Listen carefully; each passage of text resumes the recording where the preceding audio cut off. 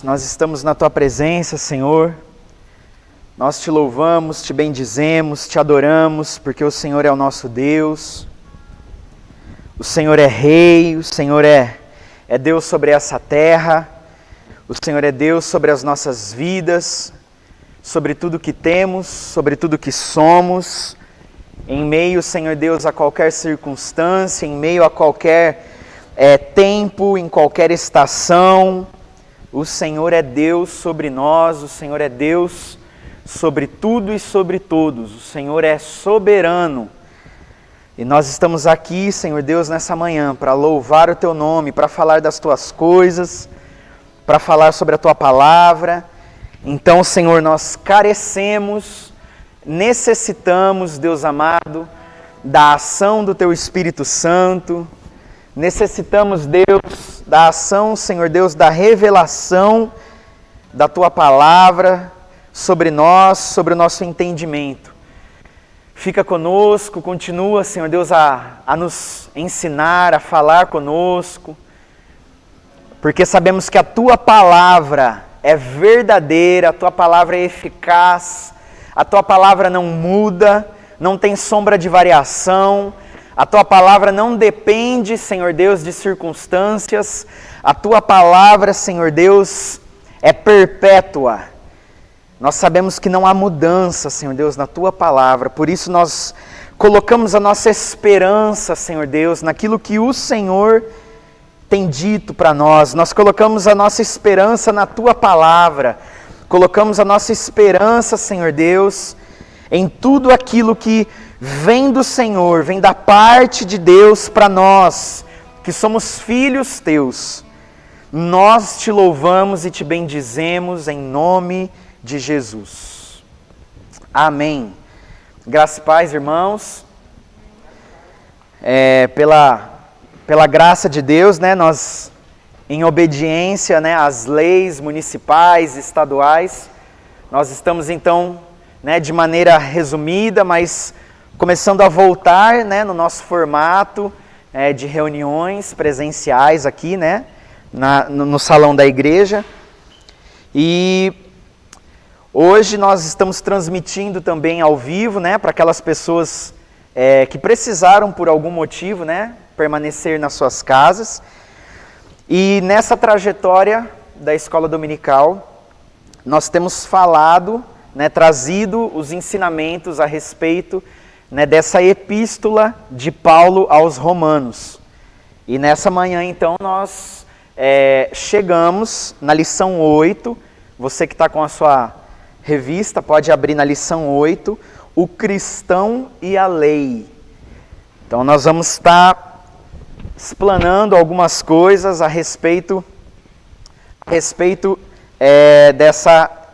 desse capítulo, capítulo 7 de Romanos. A lição é lição 8, mas o capítulo é o capítulo 7 de Romanos. Precisa não.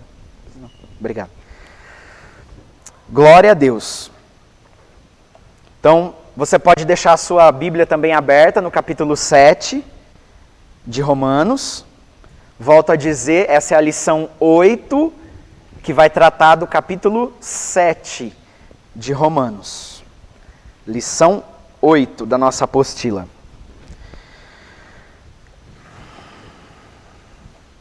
Vou fazer uma leitura panorâmica. Eu gosto de fazer sempre uma leitura panorâmica para que a gente possa trazer todos e refrescar na nossa mente o que está se passando aqui, plano de fundo e tudo mais, nesse momento dessa epístola. Então, vamos fazer uma leitura panorâmica e bem rápida aqui desse capítulo 7 de Romanos.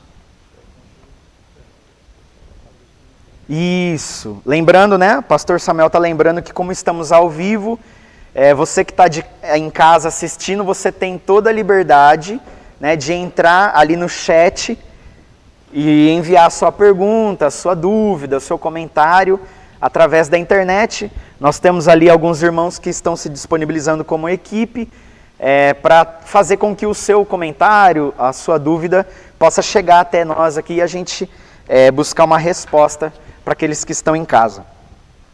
Então vamos lá. Capítulo 7 de Romanos.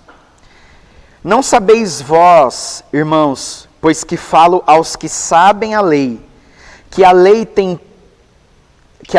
domínio sobre o homem por todo o tempo que vive?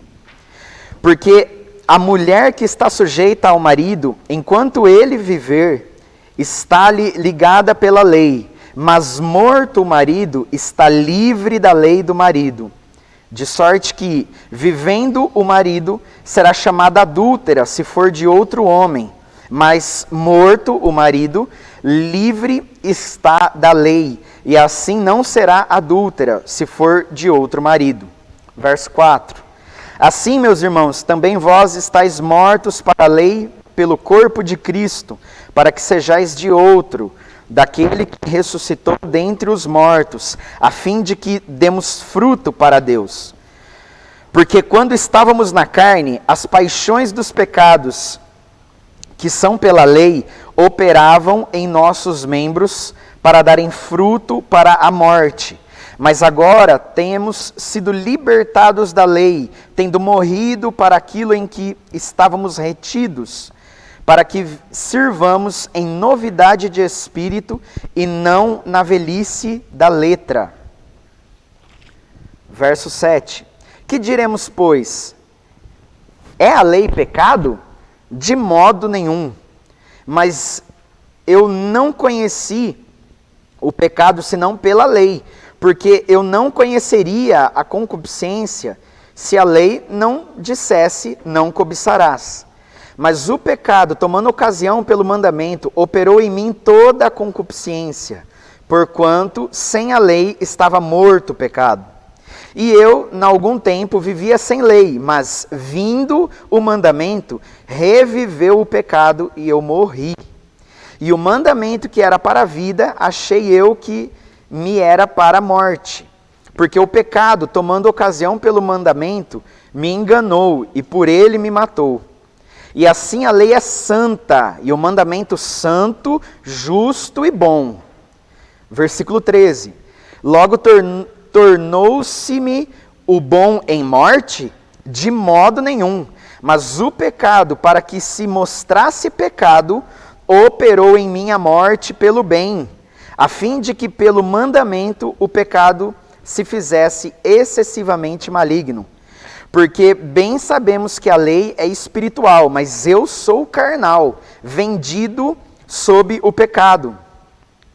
Porque o que faço não o aprovo, pois o que quero, isso não faço, mas o que aborreço, isso faço.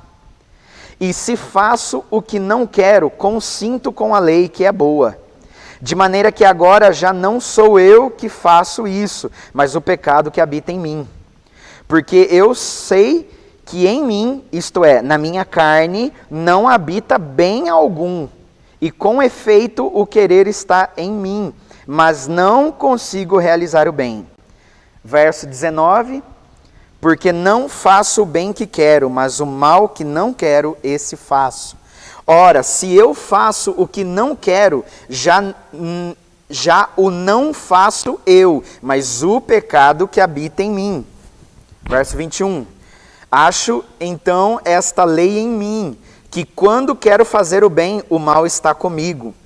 Porque segundo o homem interior, tenho prazer na lei de Deus, mas vejo nos meus membros outra lei, que batalha contra a lei do meu entendimento, e me prende debaixo da lei do pecado que está nos meus membros.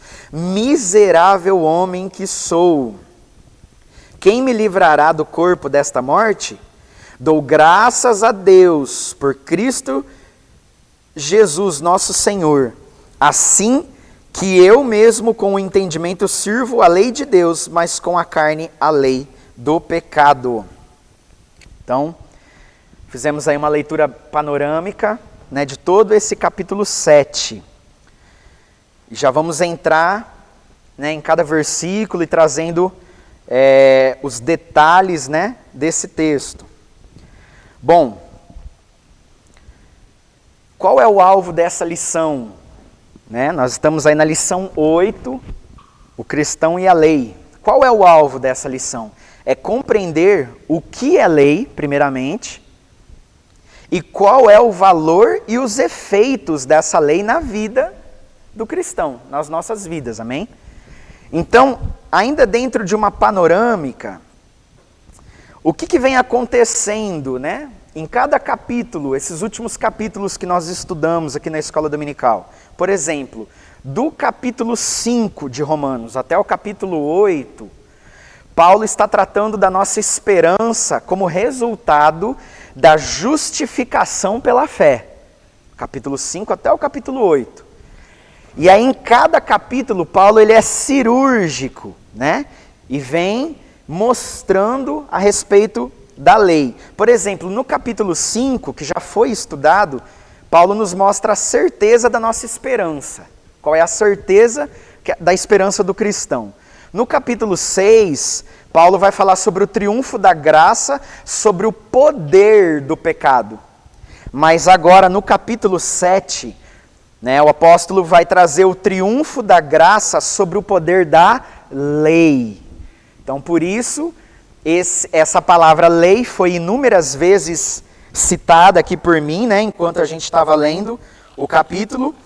A nossa revista diz que essa palavra lei aparece aí nesse trecho, né, aí 21 vezes, para demonstrar exatamente o que Paulo está falando. Ele está falando sobre lei. Então, precisamos entender o que é lei e quais são os efeitos dela. Como que o cristão precisa entre aspas, se relacionar com a lei.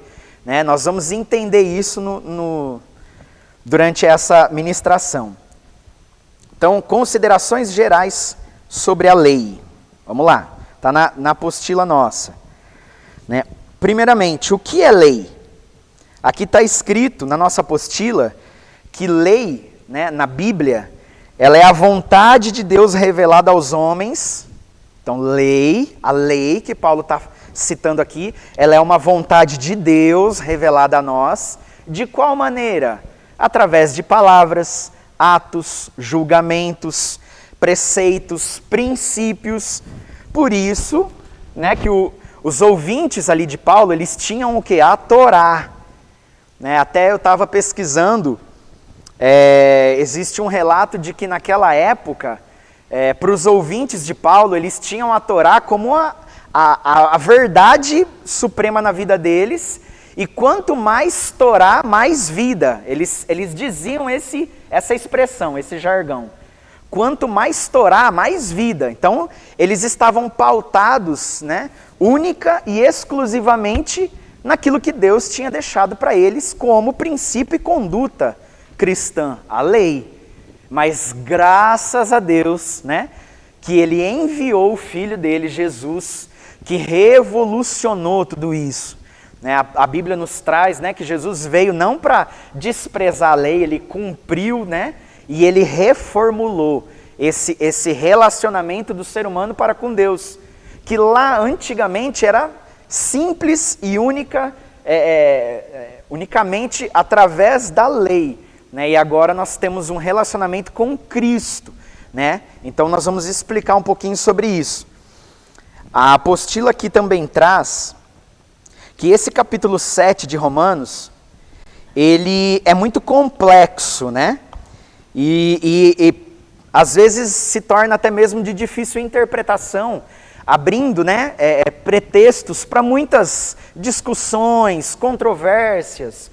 Né? As pessoas que às vezes não conseguem entender, mas a lei é pecado? A lei então é ruim? Então eu vou, agora que eu tenho Jesus, eu vou abandonar toda a lei, eu posso jogar o Antigo Testamento, deixar ele de lado e ler só o Novo Testamento? Eu posso desprezar o Pentateuco, né? Ali os 5 primeiros livros da Bíblia, que constam ali forte, né, essas leis. Eu posso desprezar isso porque agora eu tenho Jesus? Não é nada disso, não foi isso que Jesus fez e não será isso que nós vamos fazer. Amém, irmãos? Amém? Glória a Deus. Então vamos para frente. Então falamos o que é lei, é a vontade de Deus revelada, através de palavras, princípios, preceitos, né, como eu já tinha dito. Então aí a a revista nos traz a letra A, o Pentateuco. Só vou ler aqui rapidamente, né? A nível de instrução mesmo, creio que isso a gente não precisa demandar muito tempo nesse momento do estudo. O Pentateuco, né, é o conjunto dos 5 primeiros livros do Antigo Testamento, de origem grega. Pentateuco significa 5 volumes. Então era isso que os ouvintes de Paulo, naquele momento ali, que Paulo escreveu aos Romanos, era isso que eles tinham, né, como a verdade ali, o Pentateuco, né, os judeus são muito estudados desde pequenininho, né, na Torá, aprendendo, né, eles são excepcionais, né, nessa questão do Pentateuco, Antigo Testamento e tudo mais. Estudam muito. Letra B, ainda dentro dessas considerações gerais da lei, o Antigo Testamento também era visto como um tipo de compêndio de toda a lei de Deus, como eu acabei de citar ainda há pouco, né? Nós vamos desprezar o Antigo Testamento então? Vamos ficar só com o Novo? Não. Falamos também que a lei é o princípio. O que é o princípio, né? No sentido geral, ele significa uma regra, uma prescrição que emana de autoridade soberana. O que é um princípio? É algo que vem do Deus soberano para nós. A lei de Deus, né, significa que todo desígnio de Deus ao homem, né, é todo o desígnio de Deus ao homem. Né, a Bíblia em sua constituição total, né, com 66 livros. Então toda a Bíblia, né, remete à lei de Deus. Amém? Até aqui tranquilo?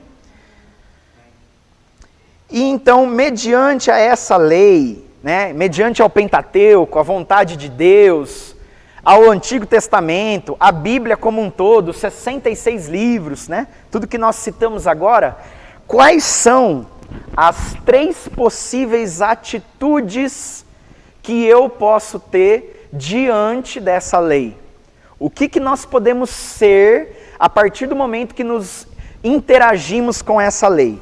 A revista traz na letra A primeira classificação de pessoas aí, o legalista.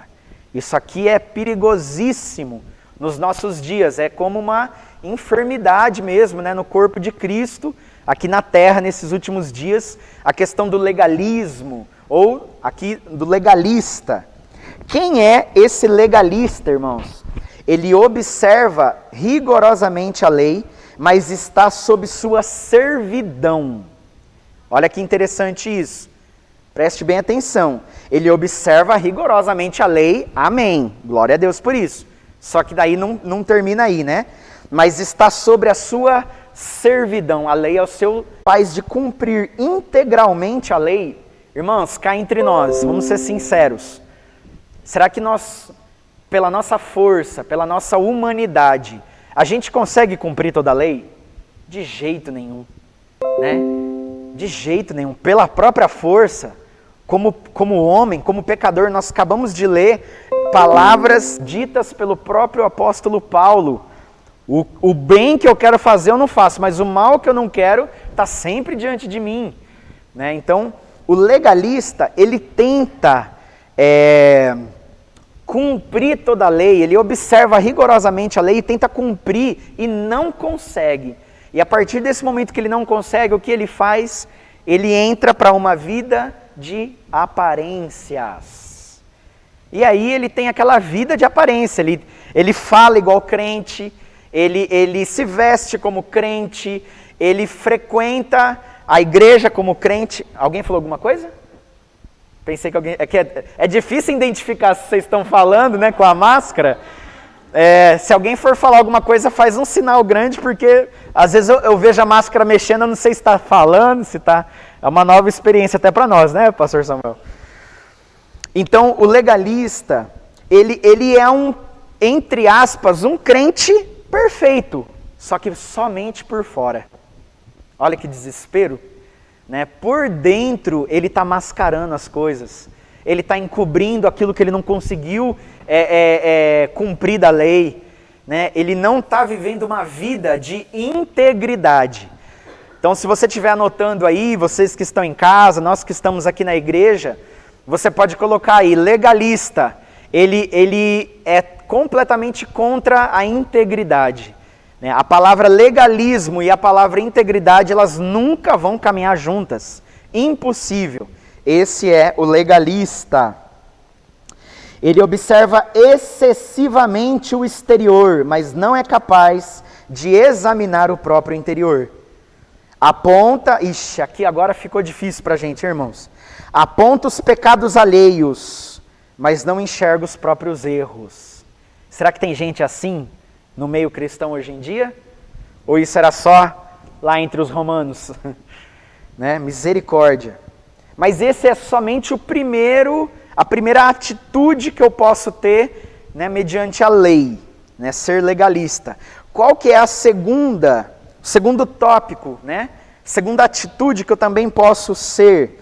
Eu até escrevi separado aqui o nome difícil, eu fiquei estudando para falar esse nome. Antinomiano. Ó, consegui falar de uma vez só. Estava difícil falar esse nome. Antinomiano. Quem que é o antinomiano? Ele é o libertino. Né? Lembra que a gente muito ouve hoje em dia sobre a libertinagem?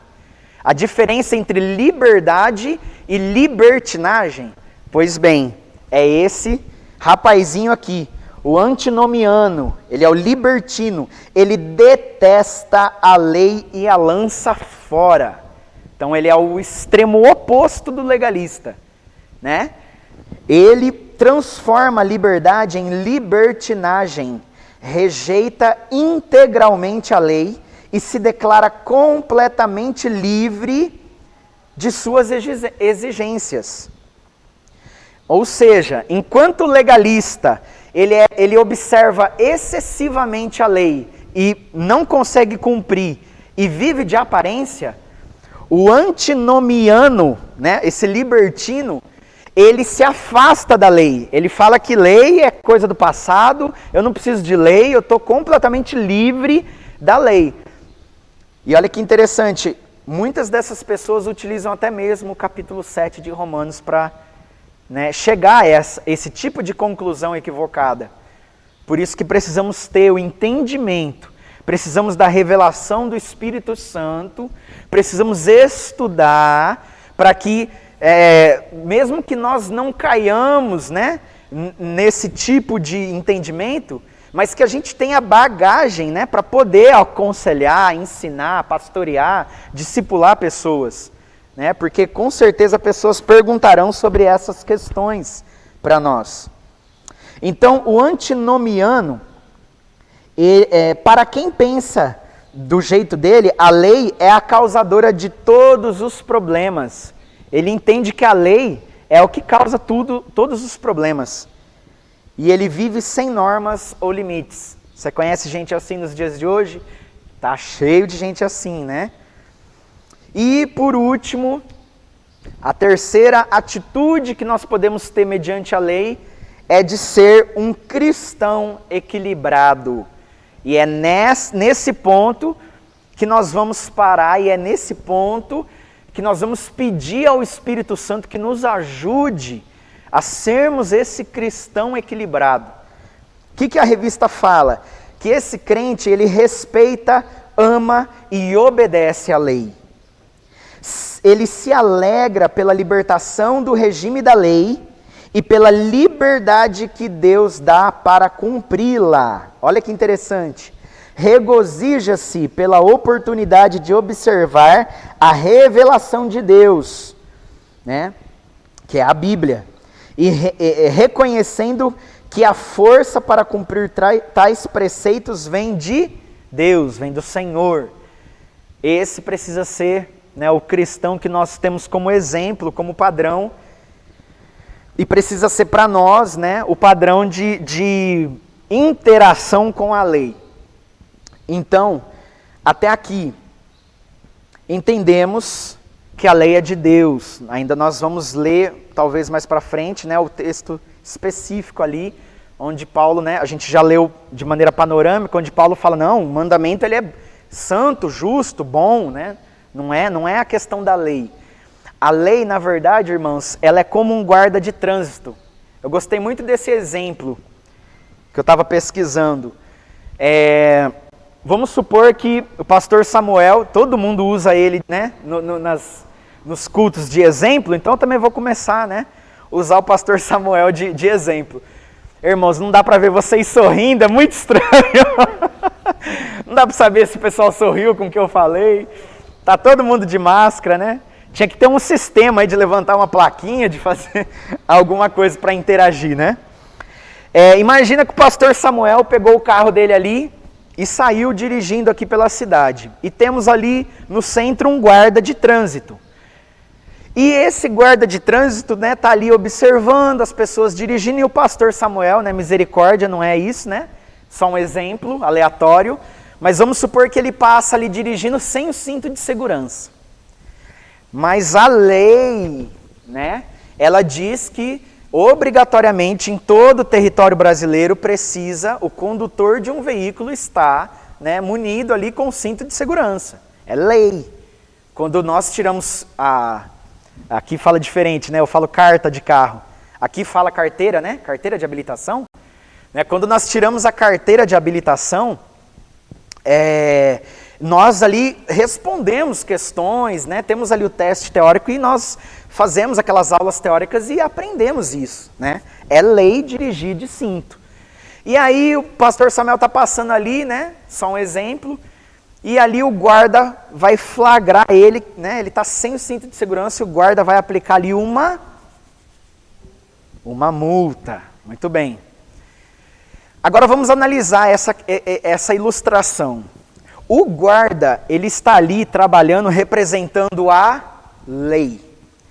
Ele está representando normativas de segurança, princípios que foram instituídos para que o condutor de um carro estivesse em segurança, né? Através da utilização do cinto de segurança. E quando aquele guarda observa que o Samuel não está, o que o guarda faz? Ele aplica uma correção. Ele vai multar o Samuel para que o Samuel aprenda aquilo que é bom para ele. Para que o Samuel não ande dirigindo aí de carro, arriscando a própria vida. Né? Deus o livre, acontecer alguma coisa ali e se machucar sem o cinto. Então, o guarda de trânsito nessa ilustração, ele é a multa, digamos assim, na vida do Samuel, ele é o prejuízo financeiro na vida do Samuel? Não, ele é a lei. Né? Agora, se o Samuel não está de cinto, bate o carro e se machuca, machuca lá o braço, por exemplo, foi o guarda de trânsito que fez o braço do Samuel se machucar? Não.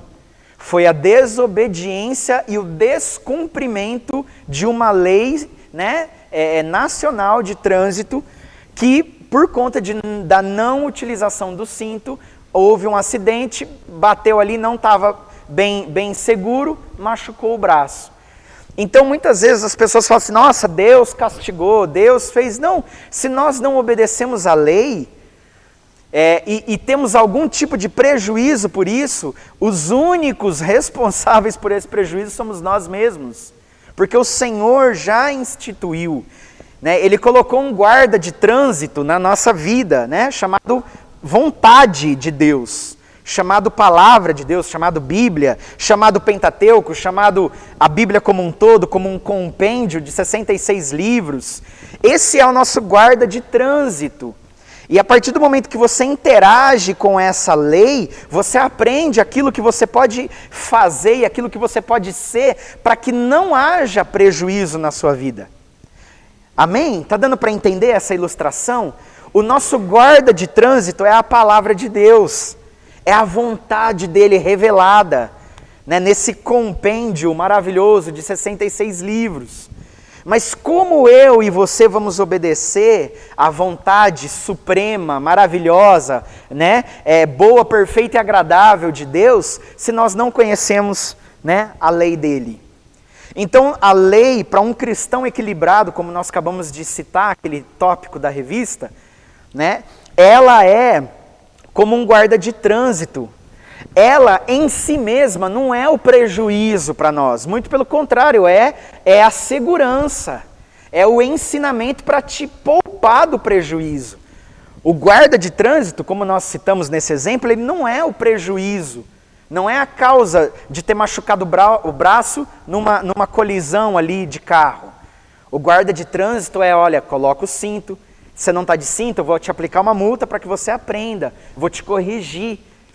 Né? Esse é o nosso Deus que corrige, né? Amém, irmãos? Vamos para frente. Na verdade, a lei é uma placa de advertência. Isso, a lei é uma placa de advertência.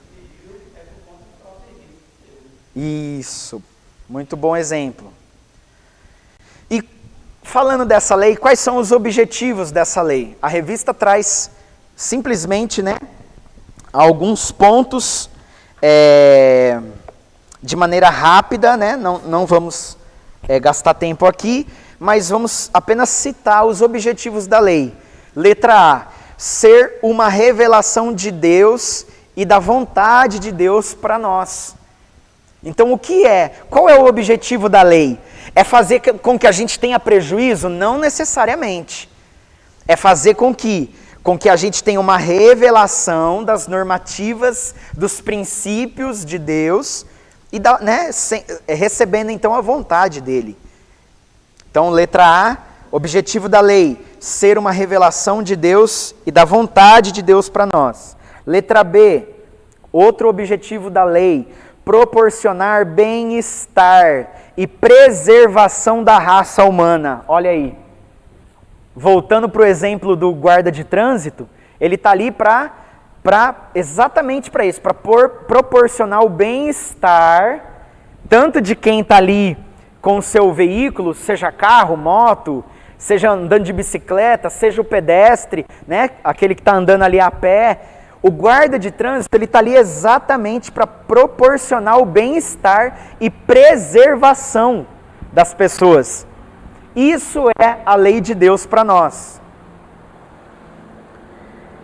Letra C, próximo objetivo da lei, pôr o pecado às claras. Irmãos, Deus é um Deus de justiça, Deus é um Deus de claridade. Né? Tudo aquilo que está encoberto, que está às escuras, a lei ela tem o objetivo de colocar aquilo, né, em evidência, às claras, para que aquilo seja o quê? Resolvido. Amém? Levar os homens ao arrependimento e à confiança na graça de Deus, também é um objetivo da lei. Né? Ver que em nenhum momento o objetivo da lei é Deus apontando o dedo no nosso rosto e falando, você não presta, você... Não. Por mais que nós, de fato, de nós mesmos, não tenhamos nada de bom, como o próprio apóstolo Paulo citou aqui, naquela leitura panorâmica que nós fizemos, né? Miserável homem que sou, né? Por mais que nós sejamos esses homens e mulheres miseráveis mesmo, né? De si mesmo não dá para tirar nada de bom. Mas Deus não está falando, você é miserável, você, através da lei dele. Deus está falando, olha, eu te dou uma conduta, uma placa de advertência para te proteger, para que você interaja com a minha graça. Né? E nós vamos chegar nesse momento da lição em que nós paramos de nos relacionar somente com a lei e agora começamos a nos relacionar também com Cristo. Nós vamos chegar nesse momento da lição agorinha. E por último, né, o objetivo da lei é promover orientação para a vida do crente. Nesse momento então, irmãos, nós vamos aqui fazer uma divisão desse capítulo, né, para a gente conseguir entender melhor ele. Agora nós vamos entrar mais detalhado, né, em cada parte do capítulo. O que nós vamos fazer? Né, nós vamos dividir agora o capítulo 7 em 3 blocos. Amém? Vamos aí dividir em 3 blocos. O primeiro bloco vai ser do versículo 1 ao versículo 6. Vai falar sobre a severidade da lei. Né? Ou seja, nesse momento, né, do versículo 1 ao versículo 6, Paulo vai nos orientar como nós podemos ser libertos da lei. Mas como libertos da lei? Você não falou que tem que interagir com a lei, com Deus? Sim, mas libertos, né, do poder de escravidão da lei. Né, de passarmos a não ter mais a lei como simplesmente o nosso Senhor e termos Cristo como nosso Senhor, obedecendo a Ele através da lei. Deu para entender a diferença? Deu? O segundo bloco, nós já vamos falar sobre cada um deles, só estou falando os três, né, primeiramente. O segundo bloco vai ser do versículo 7 ao versículo 13. Aí do capítulo 7 de Romanos. Esse bloco, do versículo 7 ao 13, vai falar sobre o ministério da lei, o serviço da lei. Né? Paulo vai nos ensinar ali que a lei expõe o nosso pecado, como nós já citamos aqui no início da aula. E o último bloco, é do versículo 14 ao 25, é a lei e a carne, ou seja, a luta, né, contra o pecado. Então vamos pegar cada um desses blocos agora e vamos destrinchar eles. Amém? Primeiro bloco, a severidade da lei, né? Como somos libertos da lei. Vamos lá.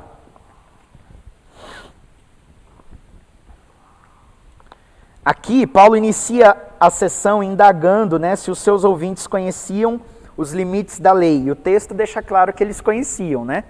Eles conheciam. E aí, o que acontece? O problema estava no conceito que se dava à lei, né? Aí nós temos aí a citação desse F.F. Bruce. Ele disse que os ouvintes de Paulo entendiam que, devido à penosa conformidade com o código de leis, era possível adquirir o mérito para a salvação diante de Deus. Opa! Totalmente errado. Quem é o único mediador, quem é o único caminho, verdade e a vida que a gente pode se aproximar até Deus? Jesus.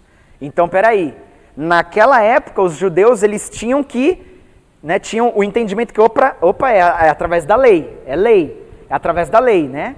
Aí ele até fala, né, o penoso, uma penosa conformidade com um código de leis. Irmãos, código de leis não salva ninguém.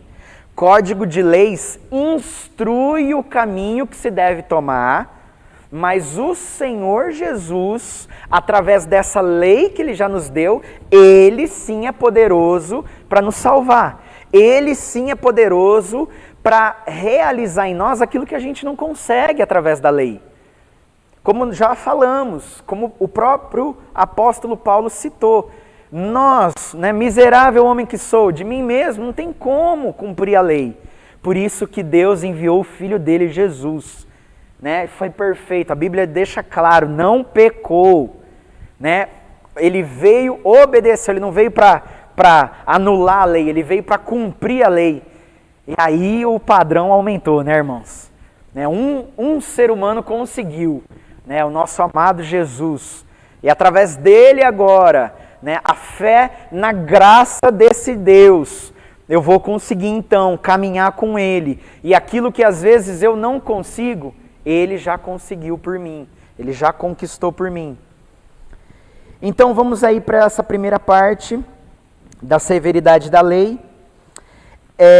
Aqui no início do capítulo 7, como que Paulo começa a falar sobre a lei? Ele logo de cara traz uma ilustração. Qual ilustração que ele trouxe? O casamento, né? Homem e mulher casados. O que ele fala? É interessante que muitas pessoas pegam aqui esse início do capítulo 7 como se Paulo estivesse dando a ênfase à questão do casamento, e não é isso que Paulo está querendo dizer. A ênfase desse capítulo todo, por isso que aparece mais de 20 vezes a palavra lei, a ênfase do apóstolo é a lei, e para ele explicar a lei, ele traz a figura, a ilustração de um casamento. E por que ele traz isso? Qual é o entendimento que ele quis gerar naqueles judeus e que ele pode gerar nas nossas vidas nos dias de hoje, através desse texto? É que um casal unido, né? Homem e mulher se casaram. O que pode separar essa união? Somente a morte. É isso que Paulo cita ali, né? A morte, né, vai separar. Mas enquanto não há morte, esse casal ele está unido, ele tem uma aliança, né? Até que a morte nos separe, na alegria, na tristeza, na saúde, na doença. Então o que acontece? Enquanto os cônjuges estão vivos, presta atenção que isso é maravilhoso de se entender. Enquanto os cônjuges estão vivos, né, eles têm uma aliança inquebrável, né? Estão vivendo juntos, não tem como soltar. Agora, com a morte de um deles, Paulo descreve ali no comecinho do capítulo 7, que o outro cônjuge, ele está livre agora daquela aliança que ele tinha, né? Aquela mulher, agora ela está livre da aliança. O marido faleceu, agora ela pode contrair núpcias com outra pessoa. Qual que é a jogada de Paulo nesse momento, que eu achei fantástico?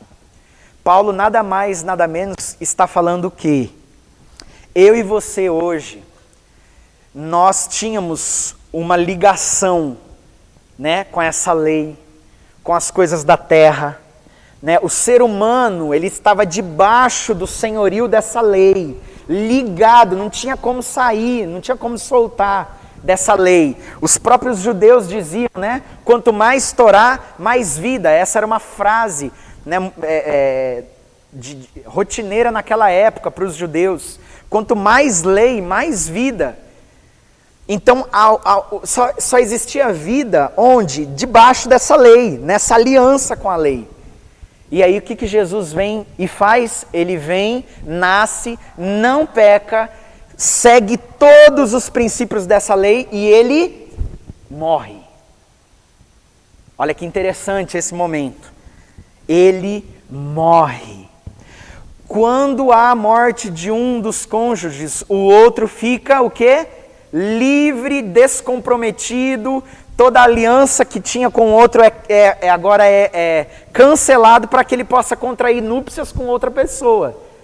Jesus morre e ele, como homem, abre a porta para que nós agora, enquanto homens também, possamos sair debaixo daquele senhorio, daquela escravidão e contrair núpcias com outra pessoa. E quem seria essa pessoa? Jesus, ele ressuscita. Posso ouvir um glória a Deus, irmãos? Ele ressuscita e ele agora aparece como um Deus soberano, o único que ressuscitou. Naquela época tinha um monte de deuses, assim como hoje, nos nossos dias existem muitos deuses, mas Jesus ressuscita.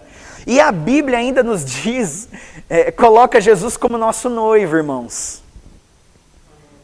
Então, para você se casar com o noivo, você não pode estar contraído, você não pode ter contraído núpcias com outra coisa, com outro senhor.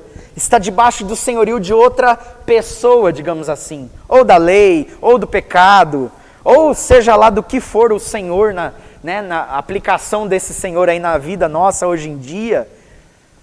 Não pode ter nenhum outro que esteja sendo essa aliança com você.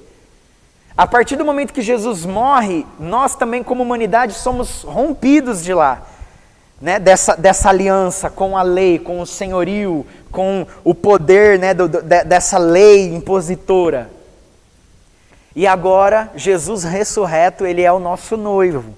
Agora nós vamos contrair núpcias com ele, né? Vai chegar o dia do casamento, não vai? As bodas do Cordeiro, né? Nós vamos nos casar com ele, porque ele é o nosso Senhor. Olha que interessante isso aqui. No tema em questão existe uma morte que nos libera da escravidão da lei. Isso é importantíssimo ser ressaltado nesse momento da aula.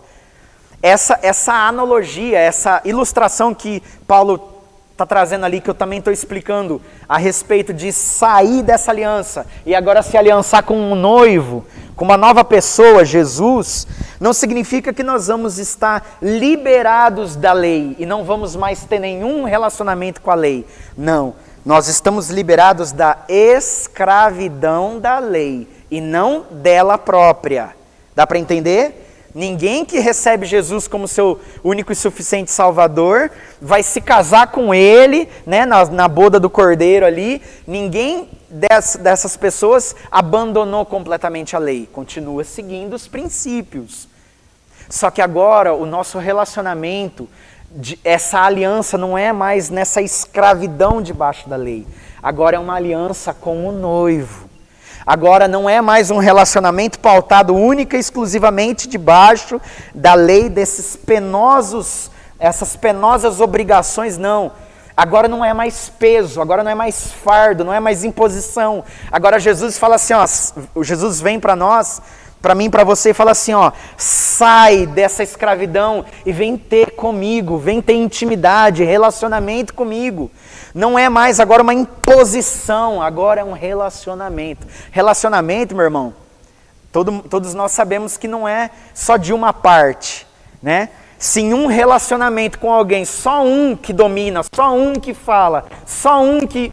não dá certo. Relacionamento, os dois falam, relacionamento tem uma intimidade, não é por peso, é por amor. Entende isso? E aí nós precisamos sair debaixo, então, dessa servidão da lei. Para quê? Para ser servo, cair debaixo de outro? Não. Sair dessa servidão para ir para um relacionamento. Que esse relacionamento vai gerar um casamento. E uma vez que Jesus ressuscitou, meu irmão, Ele se tornou o nosso eterno, supremo, né, sumo sacerdote. Ele não vai morrer de novo. Não tem como mais. Uma vez que você sai da aliança e morre com Cristo, você ressuscita com Ele também, na verdade, não é isso que a Bíblia diz? Você ressuscita com Ele e contrai núpcias com Ele e se casa com Ele lá nas bodas do Cordeiro. E aí, dali para frente, não tem mais morte, ou seja, não tem mais como uma das partes romper. Será que a gente tem que estar ansioso por esse tempo ou não? Onde nós estaremos lá, num lugar perfeito, numa aliança perfeita e eterna, não de jugo, de peso, de imposição, mas de relacionamento, de intimidade, e além de tudo, essa aliança é inquebrável. Nenhuma das duas partes vai poder morrer, não vai existir mais morte. Meu Deus, isso é maravilhoso, irmãos. Eu queria estar vendo o rostinho de vocês direito aí, porque não é possível, isso tem que mexer com a gente. Foi um período muito difícil para os judeus, né? Foi. Foi uma transição. Isso. É um nó na cabeça, né? É um nó na cabeça. Quanto mais a Torá, você tinha Mais vida. mais vida.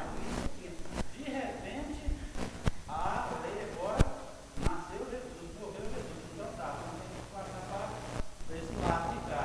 Para eles não foi fácil. Não foi. Fora dessa lei, né? Nós saímos fora dessa lei e tivemos a maior dificuldade de enxergar Jesus como a videira verdadeira. Imagina para esse pessoal que estava vivendo há quantos mil anos. É verdade. Eu penso que foi um nó na cabeça. Foi difícil demais para os judeus. Exatamente. Eles teve que não deixar a lei, mas seguir a Jesus nessa salva, né? É verdade. Agora Jesus é a vida, né? Antes, quanto mais Torá, mais vida. Agora, quanto mais Jesus, mais vida. É estranho mesmo, deve ter sido um nó, né? Vamos partindo já para o final. Na morte de Cristo, o homem pode ser liberto do regime da lei e contrair novo relacionamento, agora com o próprio Senhor Jesus. Olha lá, na sua Bíblia, Romanos 7,4. Romanos 7,4. Assim, meus irmãos, também vós estáis mortos para a lei pelo corpo de Cristo. Aleluia! Para que sejais de outro. Quem que é esse outro? O próprio Senhor Jesus. Daquele que ressuscitou dentre os mortos. Quem foi esse único que ressuscitou dentre os mortos? Jesus. a fim de que demos o quê? Fruto para Deus. Meu Deus, isso é maravilhoso demais. A nova união, porém, não pode ser desfeita, uma vez que Cristo ressuscitou e não mais morrerá. Então o crente pode frutificar para Deus, uma vez que morreu com Cristo. Isso é maravilhoso demais. A questão de nós fomos emancipados da servidão da lei. Isso não significa estar livre para fazer o que quiser. Libertação da lei não significa liberdade para pecar, e sim liberdade para servir a Deus através de um relacionamento. Amém? Vamos para frente. Ministério da lei. A lei é pecado? A resposta é franca e clara, de modo nenhum, Romanos 7,7. Paulo disse, porque apenas alguém morrerá por um justo. Romanos 7,7. Que diremos, pois? É a lei pecado? De modo nenhum. A lei não é pecado. Lembra lá da ilustração do guarda de trânsito? Ele é o prejuízo na vida de quem bateu de carro? Não. Ele é a pessoa que está ali para poupar que isso aconteça. A lei não é pecado, De maneira alguma. Vamos para frente. Paulo já havia escrito algo a respeito, Lá em Romanos 3,20 ele fala, visto que ninguém será justificado diante dele por obras da lei, em razão de que pela lei vem o pleno conhecimento do pecado. E agora ele diz, eu não teria conhecido o pecado senão por intermédio da lei. Então Paulo precisou da lei? Sim. Sem lei, Paulo entenderia o pecado? Não. Mas a lei é quem vai salvar Paulo? Não. É Cristo. A revelação desse novo relacionamento, saindo da escravidão e indo para um relacionamento. Saindo de escravo e indo para a condição de noiva. Será que esse evangelho é poderoso? Será que se eu perguntasse aqui nessa manhã, quem quer sair da condição de escravo e ir para a condição de noiva, eternamente com ele, num relacionamento, todos nós queremos isso. Muito bem. O pecado, aqui a letra B, o Ministério da Lei tem a letra A e a letra B na nossa revista. A letra B foi colocada aqui, na minha opinião, de uma maneira um pouco que deixa entender algo que não é o correto, Aqui o subtópico, pastor Samuel, dentro do Ministério da Lei, letra B, a lei desperta o pecado, Romanos 7,8. A lei desperta o pecado pode dar a entender que o quê? Que a lei faz a gente pecar. Não é isso. Na minha humilde opinião, eu colocaria, ao invés de a lei desperta o pecado, eu colocaria o pecado utiliza a lei para se despertar. Dá uma outra conotação. Por quê? Vou explicar isso para vocês. Romanos 7,8 diz o seguinte, mas o pecado, tomando ocasião pelo mandamento, operou em mim toda concupiscência, porquanto sem a lei estava morto para o pecado. Então Paulo afirmou, sem a lei ele estava morto para o pecado. Mas quando a lei surgiu, demonstrou o pecado. Então, às vezes, aqui as pessoas têm um entendimento errôneo, equivocado, de que a lei faz a gente pecar. Não é isso. A lei torna o pecado, pecado. Evidente. Se não tivesse o guarda de trânsito lá, cada um podia dirigir do jeito que quisesse, que não ia ter infração nenhuma. Não ia ter prejuízo ia ter, mas não ia ter uma correção, porque um ia dirigir a 200 por hora, o outro ia dirigir de maneira errada, sem habilitação. Se não tivesse a lei, cada um ia fazer do seu jeito. Mas quando é colocado ali uma lei de trânsito, todos que estão fora dessa lei vão ser evidenciados. Opa, aquele ali está dirigindo, falando no celular. Opa, aquele ali está sem cinto. Opa, aquele ali excedeu o limite de velocidade. Então, nesse momento, por isso que eu falei que não é a lei desperta o pecado. É o pecado que se utiliza dessa lei, algo divino, para tentar trazer o prejuízo e corromper a gente. Por isso que Paulo fala, o bem que eu quero fazer eu não faço, mas o mal que eu não quero está sempre diante de mim, né? Então olha só a explicação para isso. Aqui na apostila, o autor trouxe 3 versões desse texto de Romanos 7, 8. A Bíblia Viva, a versão Cartas para Hoje e a Nova Tradução na Linguagem de Hoje. Olha a Bíblia Viva. Tem essas 3 versões na apostila de vocês? Tem? Então acompanha aí comigo, ó. A Bíblia Viva, o pecado, no entanto, usou essa lei, é o pecado que usa da lei, né, para eles tentar corromper a gente. O pecado, no entanto, usou essa lei contra os maus desejos, lembrando-me que eles estão errados e despertando dentro de mim toda sorte de desejos proibidos. Quem que despertou toda sorte de desejos proibidos? O pecado, não a lei. É o pecado. Então, olha Cartas para Hoje. Mas o pecado em mim, encontrando no mandamento oportunidade para se manifestar como? Contra. Não se manifestar igual à lei. Né? O pecado ele se manifesta contra a lei. Né? Então, o pecado em mim, encontrando no mandamento oportunidade para se manifestar, estimulou todos os meus desejos. E aí tem a nova tradução na linguagem de hoje. E eu peguei também uma tradução americana da Bíblia, que diz o seguinte, explicadinho aqui pra gente, ó. Mas o pecado, encontrando uma oportunidade através do mandamento, aí, entre colchetes aí a explicação, para expressar a si mesmo, para que o pecado pudesse se expressar, né, a si mesmo, ele, o pecado, produziu em mim todo tipo de cobiça e desejo egoísta, pois sem a lei o pecado é morto. Né? Por que o pecado é morto? Em que sentido que sem a lei o pecado é morto? O reconhecimento do pecado é inativo. É como o pastor Samuel falou, traz em evidência, né? Isso, então sem a lei o pecado não está em evidência. Você colocou a lei, o pecado se evidencia. Então, muito cuidado na interpretação desse texto, porque muita gente pega esse texto isolado e tira daqui, né, interpretações que não são condizentes com a palavra de Deus, né? Então,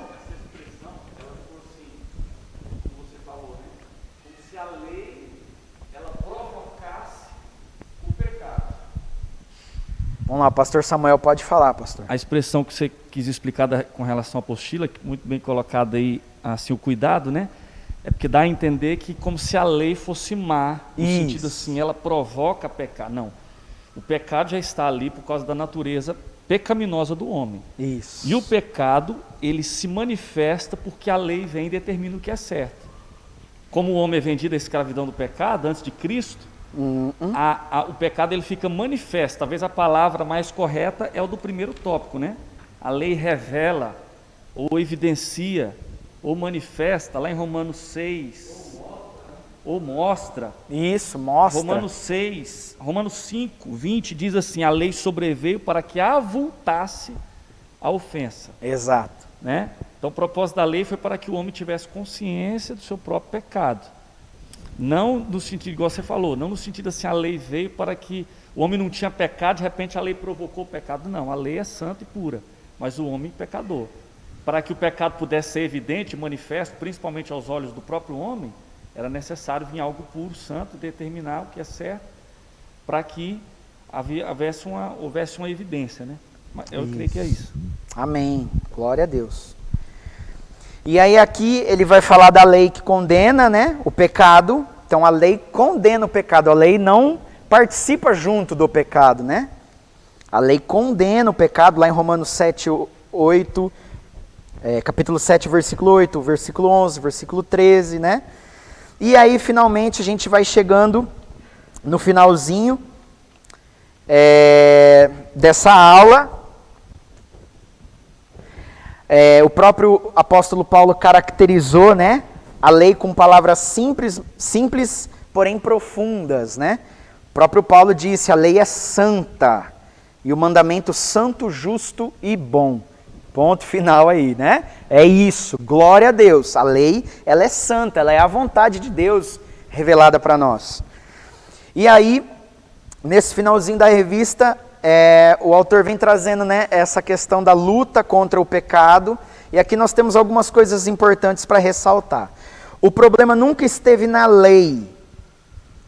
Vou repetir, o problema nunca esteve na lei, mas no homem que é frágil e pecador.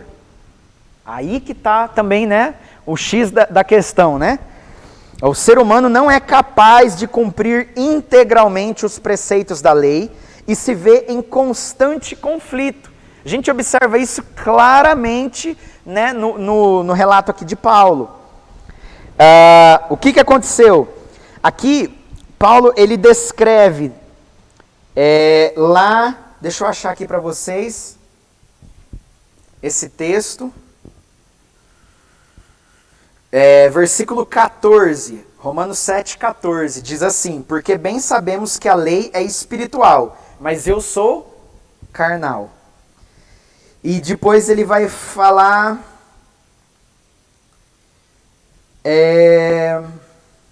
no verso 15, porque o que faço não o aprovo, pois o que quero, isso não faço, mas o que aborreço, isto eu faço. Na nossa apostila vem discriminando aí 2 tipos de conflito, que, meu irmão, esses 2 tipos de conflito vão nos acompanhar até o último dia da nossa vida. É intrigante essa questão. 2 tipos de conflito. Aquilo que é espiritual e aquilo que é carnal, como Paulo disse aqui, a lei, né? Sobre a lei. No verso 14, bem sabemos que a lei é espiritual, porque vem de Deus. Mas eu sou carnal, Paulo fala. Então, existe um conflito aí entre o que é espiritual e o carnal, né? A nossa carne militando aí, querendo nos levar para a tendência pecaminosa, como o pastor Samuel disse, né? Que o pecado já está no ser humano. E o segundo conflito é entre o saber e o fazer. Irmãos, isso daqui pega, eu creio que pega todos nós aqui. A questão do saber e do fazer. Por exemplo, quando eu estava estudando essa lição, eu vou confessar para vocês aqui, né? Na hora que eu li isso, mas na hora fiz assim, ó, tum, dentro de mim. Você sabe que você precisa orar pela paz de Jerusalém. Está escrito na Bíblia, tem um capítulo lá de Salmos falando, orai pela paz de Jerusalém. Mas você não faz isso.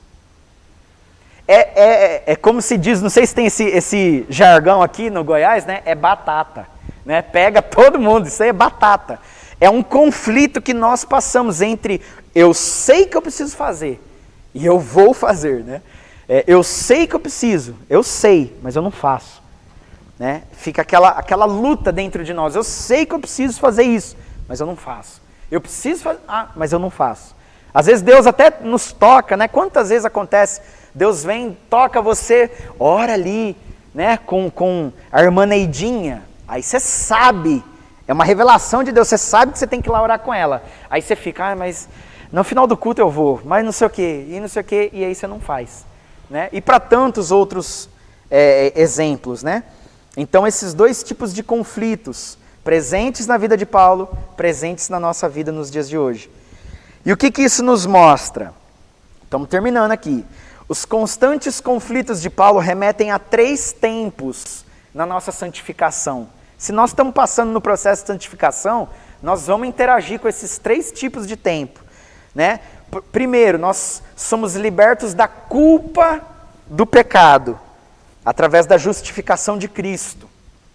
Segundo, nós estamos sendo libertos do poder do pecado através da ação de quem? Do Espírito Santo em nós. E terceiro, que é o último, e aí, na hora que chegarmos nesse último, glória a Deus, né? Acabou a vida aqui. Seremos libertos de uma vez por todas da presença do pecado, nos encontrando com Deus Pai, né? Que é a glorificação. Então aí tem justificação, né? Glorificação, cada processo que Paulo estava passando e que nós passamos também. E qual é a única saída, irmãos, para nós finalizarmos aqui essa aula. Romanos 7,19. Porque não faço o bem que quero, mas o mal que não quero, esse eu faço. É interessante que aqui nesse capítulo 7, por 2 vezes Paulo usa exatamente a mesma frase. Lá no versículo 17, mas o pecado que habita em mim, ele fala que tinha pecado habitando nele, lá no verso 17. E na segunda vez, lá no verso 20, ele fala novamente, o pecado que habita em mim. Dentro desse capítulo 7, Paulo usa essa expressão 2 vezes, está chamando a atenção aí, ó, tem pecado em mim, o pecado que habita em mim. Será que nós temos tido a mesma atitude do apóstolo e temos procurado os nossos líderes, né? Temos falado, ó, tem pecado aqui, me ajuda. Ó, eu estou em pecado, ó, eu pequei, eu fiz isso, né? Ora comigo, me ajuda, me aconselha. Né, faz aí um processo de libertação comigo, que seja. Né? Paulo ali 2 vezes ele fala, tem pecado em mim, o pecado que habita em mim. Só que graças a Deus o apóstolo não para nesse momento da santificação. Porque lá em Gálatas 2,20, eu vou terminar com esse texto, Gálatas 2,20, olha só o que esse mesmo homem vai dizer em Gálatas 2,20. Graças a Deus por esse processo na vida dele, que precisa ser o mesmo processo nas nossas. Gálatas 2,20. Já estou crucificado com Cristo. E vivo não mais eu. Glória a Deus, hein, irmãos? Mas Cristo vive em mim. Quem que está habitando nele? Cristo. O mesmo homem que disse 2 vezes, o pecado que habita em mim. O pecado que habita em mim, a concupiscência, se não fosse a lei eu não teria visto, a minha concupiscência, esse mesmo homem declara, já estou crucificado com Cristo, e vivo não mais eu, mas Cristo vive em mim. Eu fui atrás para saber o que é ser crucificado com Cristo, isso já faz tempo já, quando Paulo diz aqui, já estou crucificado com Cristo, sabe o que essa expressão em algumas versões traz, fui crucificado com Cristo, né? Às vezes vocês vão ter uma versão diferente. Sabe o que essa expressão significa? Paulo estava dizendo em outras palavras, no original ali, eu fui totalmente morto para minha antiga forma de agir e de sentir. Irmãos, eu, Rafael, não posso dizer isso ainda hoje. Eu ainda não posso dizer isso. Que eu estou completamente morto para o meu antigo Rafael. A forma que o antigo Rafael sentia e agia. Misericórdia de mim, irmãos. Eu não posso fazer essa declaração que Paulo fez. Ele declarou, já estou crucificado com Cristo. Então, totalmente morto para a minha antiga forma de sentir e agir. Esse deve ser o nosso caminhar.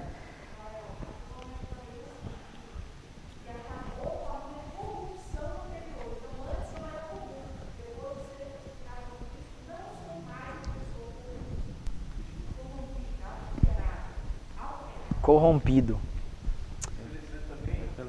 Acho que vai ter que falar no microfone na transmissão para as pessoas poderem pegar aí a participação da irmã.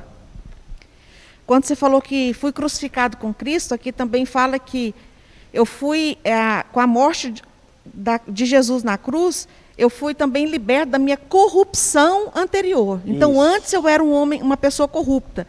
E depois de ser crucificada com Cristo, eu deixo de ser corrupta. Eu deixo de ser uma pessoa adulterada, alterada, modificada.